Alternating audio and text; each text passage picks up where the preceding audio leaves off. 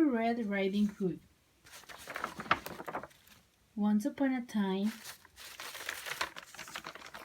there was a sweet little girl.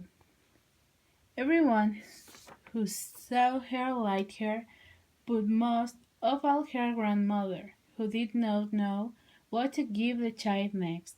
Once she gave her a little cap made of red velvet, because it suited her so well, and she wanted to wear it all the time.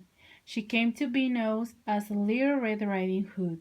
One day, her mother said to her, "Come, Little Red Riding Hood, here is a piece of cake and a bottle of wine. Take them to your grandmother. She is sick and weak, and they will do her well. Mind your manners and give her my greetings. Behave yourself on the way, and do not leave the path, or you might fall down and break the glass, and then there will be nothing for your sick grandmother."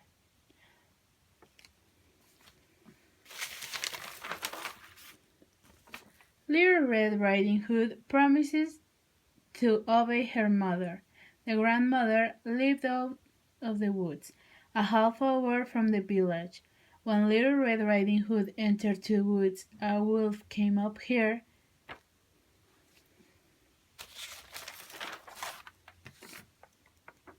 She did not know what a wicked animal he was, and was not afraid of him.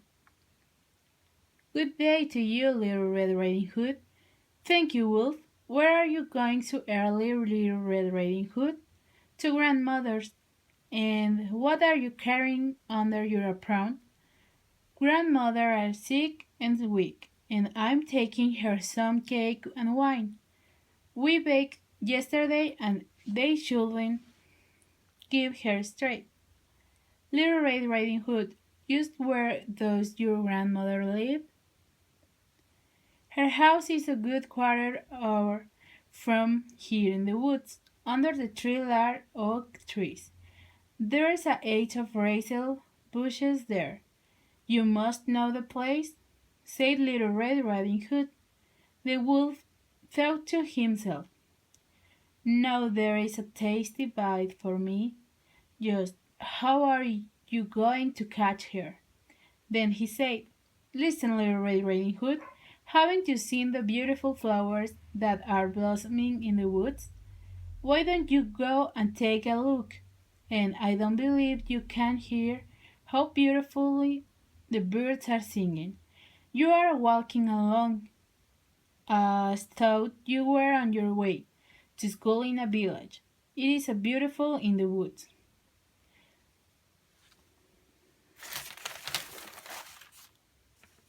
Little Red Riding Hood opened her eyes and saw the sunlight breaking through the trees, and how the ground was covered with the beautiful flowers. She thought if I take a bucket to grandmother, she will bury pleased. Anyway, it is still early and I'll be home on time. She ran off into the woods looking for flowers. Each time she picked one, she thought that she could see an even more beautiful one a little way off, and she ran after it, going further and further into the woods. But the wolf ran straight to the grandmother's house and knocked on the door.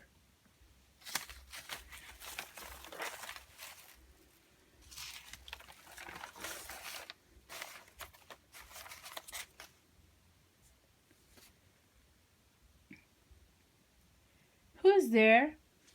"Little Red Riding Hood. I'm bringing you some cake and wine. Open the door for me. Just press the latch," called out to the grandmother. "I'm too weak to get up." The wolf pressed the latch and the door opened. He stepped inside, went straight to the grandmother's bed, and ate her up. Then he took her clothes, put them on, and put her cap on his head. He got into her bed and pulled the curtains shut.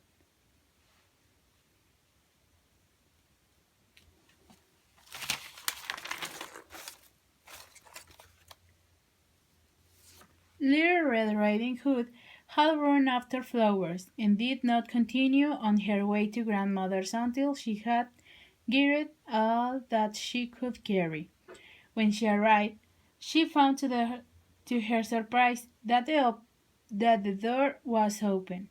She walked into the parlor, and everything looked too strange that she thought, "Oh my God, why am I so afraid? I usually like it grandmother's." Then she went to the bed and pulled back to the curtains. Grandmother was lying there with her cap pulled down over her face, and looking very strange. "Oh, grandmother, what big ears you have! All the better to hear you." "Oh, grandmother, what big eyes you have! All the better to see you." "Oh, grandmother, what big hands you have! All the better to grab you." "Oh, grandmother, what horrible big mouth you have! All the better to eat you." And with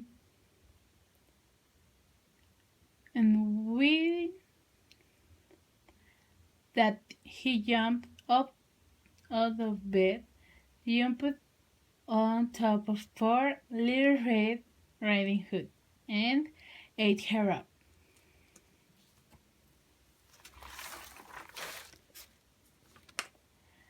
As soon as the wolf had finished this tasty bite, he climbed back into the bed, fell asleep, and began to snore very loudly. A huntsman was just passing by.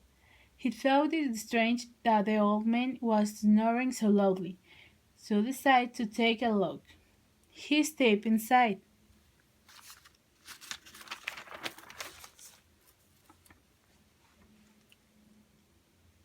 and in the bed there lay the wolf that had been hunting for such a long time. "He has eaten the grandmother, but perhaps she still can be saved. I won't shoot him," thought the huntsman.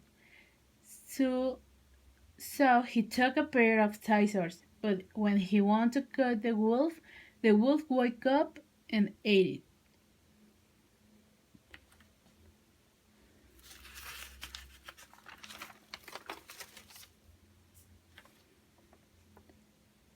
Now, the wolf was very happy with everything he had eaten, and went looking for other girls who did not obey their mothers to eat them. The end.